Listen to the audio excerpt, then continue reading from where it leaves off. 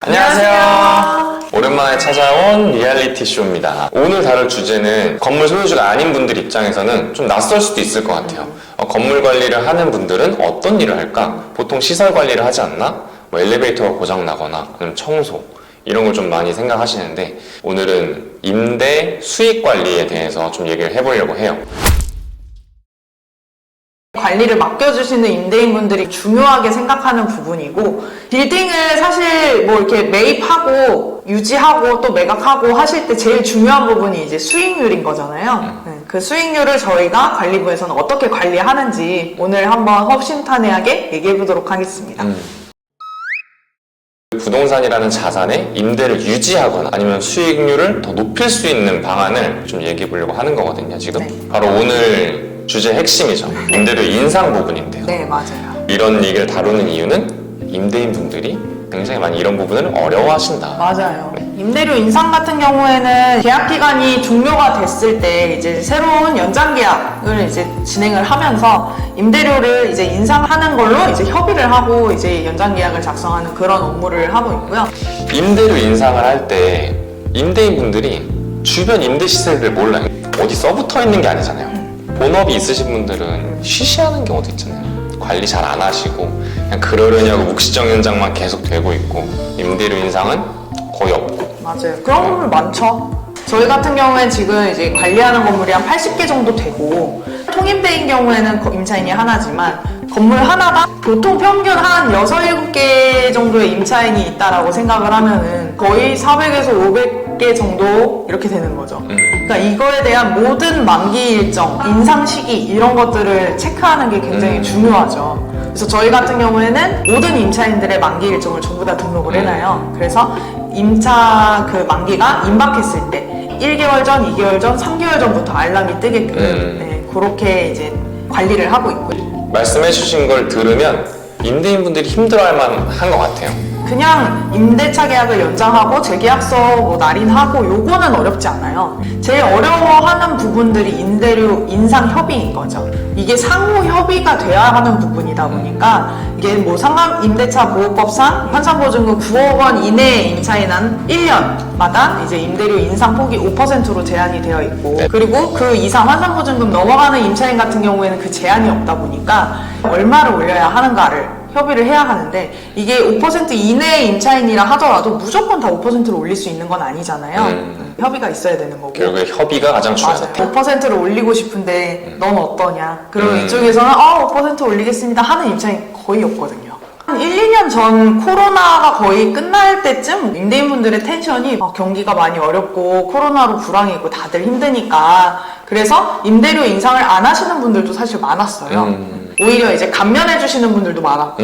맞아요. 근데 지금은 이제 그 여파로 임대인분들이 내야 하는 대출이자도 좀 많이 높아졌다 보니까 그냥 이렇게 얘기한 것만 가지고도 임대료 인상이 매우 어렵습니다. 일단. 그런 거를 알파카 빌딩 관리, 임대인과 임차인의 중간자 역할을 한다는 게 어떻게 보면 가장 큰 업무인 것 같아요. 맞아요. 네. 일단 임대료 인상이라고 하면 재계약을 빼놓을 수가 없잖아요. 그쵸. 재계약을 하는 경우도 있고 안 하는 경우도 있잖아요. 뭐가 좀 다른 게 있나요? 재계약을 안 하는 경우라고 하면은 이제 저희가 보통 1개월이 되기 전에 이제 임차인분한테, 임대인분한테도 먼저 갱신 계약을 할 것인지 여부를 확인을 하고, 사업을 더 이상 못하겠다, 좀 여건이 힘들다, 만기 퇴거하겠다라고 하면은 이제 연장 계약을 안 하고 임대차 계약이 종료가 되는 거고, 양쪽이 다 계속 연장할 의사가 있다라고 하면은 금액 협의를 하는 거죠. 그러면 재계약을 하는 순간 신규 계약이 되는 건 아니잖아요. 그쵸. 기존 계약에 연장 계약이 네. 있는 거잖아요. 맞아요. 헷갈리면 안 될 것 같아요. 네. 그래서 저희 같은 경우 뭐 계약서를 새로 쓰는 건 아니고요. 연장 계약서라고 해서 기존 계약서에 이제 뒤에다가 별점하는 형태로 거기에 뭐 변동사항이나 이런 걸 작성을 하는 식으로 진행을 해요.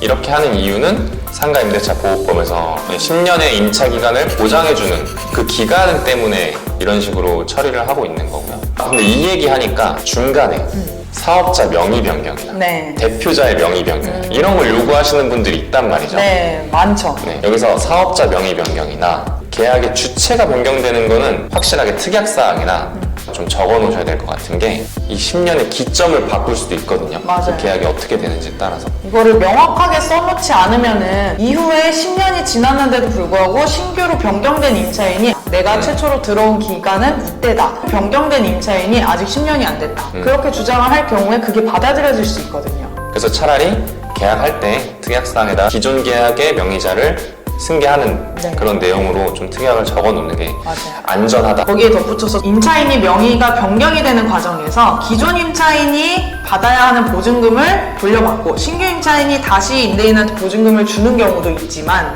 그냥 그 들끼리 주고받고 나중에 뭐 신규 임차인한테 보증금 돌려주세요 라고 하는 경우들도 있거든요. 내가 받아야 되는데 난 못 받았는데 이런 식으로 문제 제기가 또 될 수 있기 때문에 저희가 이런 거에 대해서는 별도의 또 확인서를 써요. 이 계약은 명확하게 승계된 계약이고 최초 기산일은 언제부터고 이거를 다시 한번 받아놓는 거죠. 계약 당사자분들께서 왜 이렇게까지 해야 돼? 라고 하실 수 있거든요. 귀찮아하세요. 네. 근데 그분들은 이제 10년에 한 번, 뭐 5년에 한 번 있을까 말까한 계약이실 수 있잖아요. 근데 저희는 수도 없이 계약을 하다 보면 맞아. 이런 CCB가 많거든요. 어떻게 보면 안전장치이기 때문에 이렇게 설명드리면 아 그렇군요. 그런 사람들도 있군요. 이렇게 이해하고 흔쾌히 써주시는 분들도 많은 것 같아요. 맞아요. 네. 이게 다른 부동산하고도 가끔씩 소통을 할 때 저희가 하도 좀 FM적으로 그런 얘기도 많이 들었어요. 거래하면서 이런 부동산은 처음 봐요. 막 이런 이게 칭찬이면서 칭찬이 아닌 것 같은 뉘앙스라서 참 맞아요. 애매하긴 한데 귀찮다라는 거죠. 맞아요. 그냥 좋게 하면 되지 않냐 네, 이렇게 맞아요. 말하는 거죠 따지면. 결국 임대료 인상과 이어지는 재계약 때 이런 게 있을 수 있다. 임대료 인상을 하는 데 있어서 결국에 소통이 답이다. 네. 협의가 답이다. 네. 두 번째, 미수분 관리. 이것도 저희가 정말 많이 하는 업무인 거죠. 3기라는 금액이 충족되는 순간 바로 임대인분이 해지 통보하시거든요. 저희 직원이 가가지고 뭐 저도 한 잔 주십시오 이러면서 내가 건물 관리인가 사채업자인가